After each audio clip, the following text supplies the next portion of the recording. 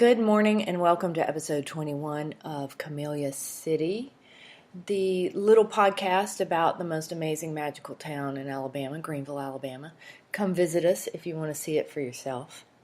My name's Denan and I am going to talk today about something I found, just a little note that I found in the Butler County Historical and Genealogical Society quarterly from this month, January 2019. And by the way, these quarterlies get mailed out to members of the Butler County Historical and Genealogical Society, and it's thrilling.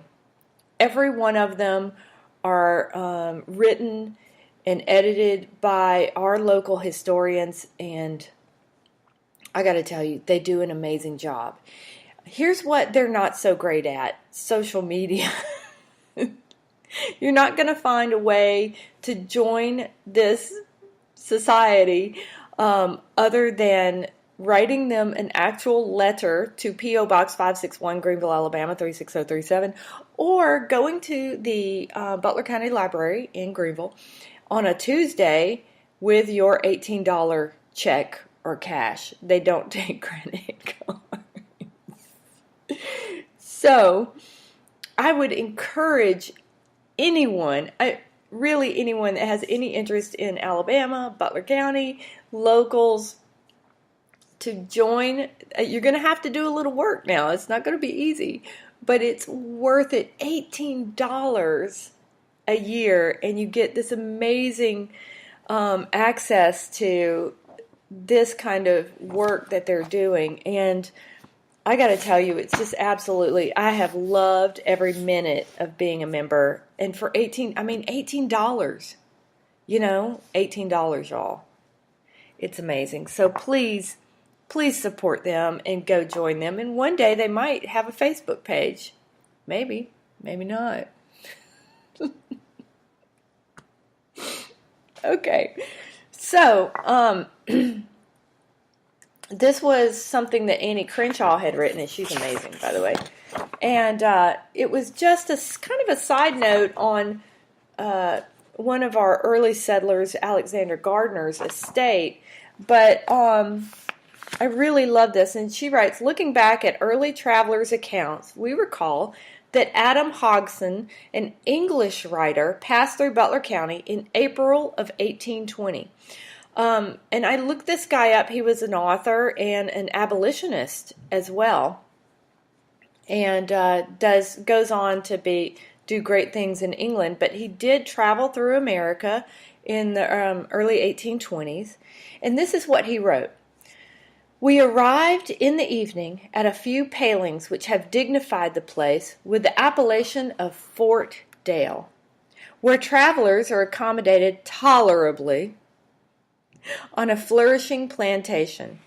Our landlord was an intelligent man, and among his books I saw the Bible, the Qur'an, a hymn book, Nicholson's Encyclopedia, Sterne, Burns, Cowper, Coleb's, Camilla, and the acts of the Alabama legislature, of which he was a member. Now, Annie goes on to write that at the time, the landlord at Fort Dale was Colonel Matthew Wood. So Colonel Matthew Wood, a very learned man, owned a Qur'an. And that got me wondering about why did he have a Qur'an? So I looked up a few things for you to know why. The Qur'an was, of course, a Bible is going to be brought to Alabama. But the Qur'an is listed second. And I thought that was quite interesting. So, here's some interesting history about the Qur'an in Alabama in the 1800s. I think that it was a popular book for many, I'm going to say, quote, learned men in back in the day. For many reasons, I'm going to explain why. First of all, just another interesting side note. At the University of Alabama, if you go to the Hoole Special Library, and I'm having trouble with, okay, here we go. If you go to the Hoole Special Library at the University of Alabama, and I've actually been there and seen this, There's a copy of the Qur'an, I think it's from 1853, under glass case. It's very special. It was the only book that was saved from the library at the University of Alabama when the Union soldiers burned it in 1865. And it's actually a very beautiful book. Its spine is missing. Its front cover's almost detached. Inside, it's quite beautiful, though. And what they say is, first of all, we don't know who actually ran into the burning building and got that book and saved it. But the library has preserved it and told that story before. It was on April the 3rd, 1865, that, April the 4th, that Colonel Thomas M. Johnston approached the center of campus, the rotunda, which held the university's collection of books in natural history, which is, you can still go next to the regular library there, the Gorgas Library, and see cannon holes where it was shot during that attack. And like I said, we don't know who ran into the building to save it, but that was the only book saved when the Union soldiers set the library on fire. So, interesting, right? They know that it's definitely a pre-Civil War book. They've confirmed that it was the book that was saved from the fire. And, it was kind of curious because why would, a school, by the way, the school was mostly Methodist, Baptist, Presbyterian, and they even had a few Catholics.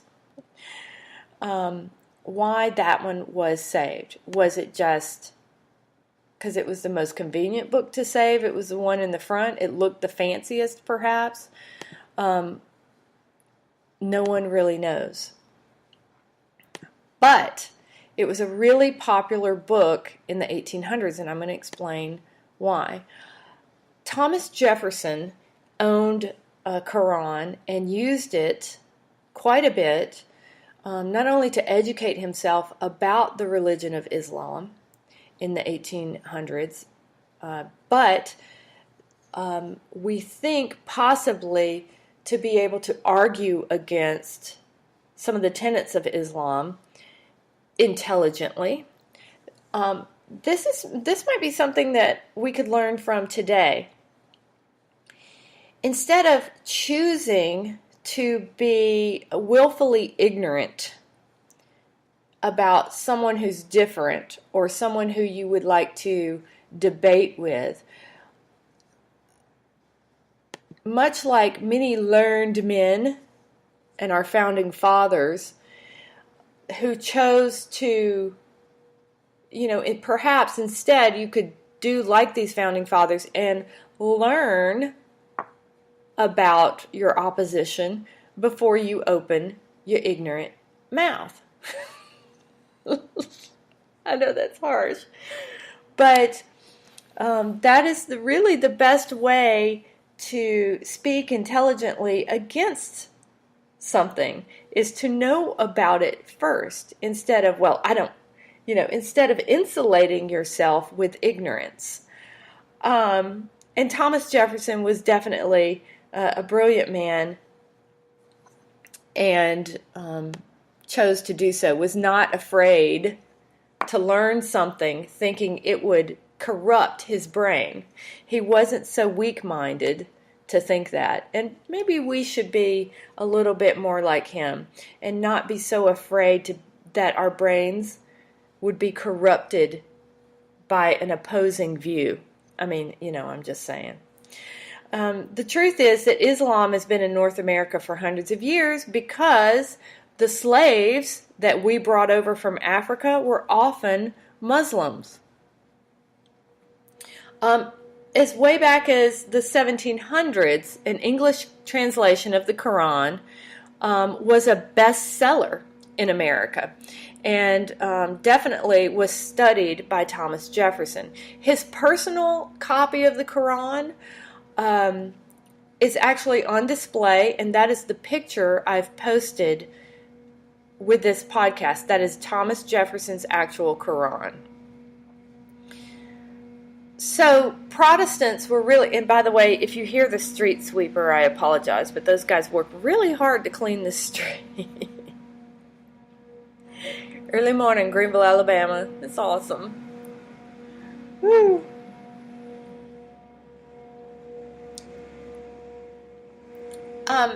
But back in Jefferson's day, people really did see the Quran as a book of law for Islam, and they saw it as a way to understand Muslims with who they were interacting with through trade, namely the Ottoman Empire in North Africa.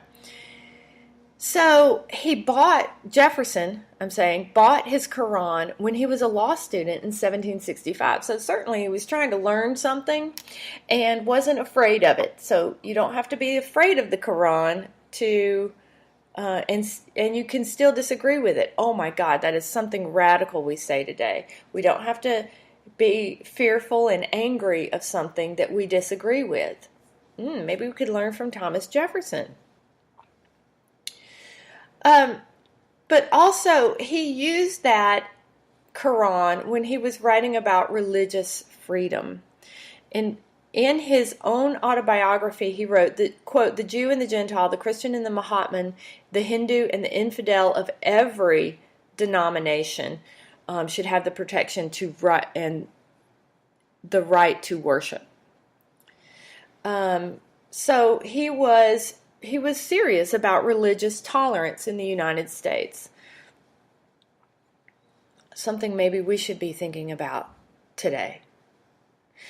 His actual translation of the Quran was from 1734, and it was a translation by a British lawyer named George Sale, and it was the first translation of the Quran from Arabic to English, by the way. I'm not sure if that is the translation that was saved at the University of Alabama or not. I'm sure I could look into that, but I'm not sure if that was the actual translation. But really interesting. So there were several early American slaves who were Muslim who tried to write some of the passages of the Quran. So we have the history of that as well.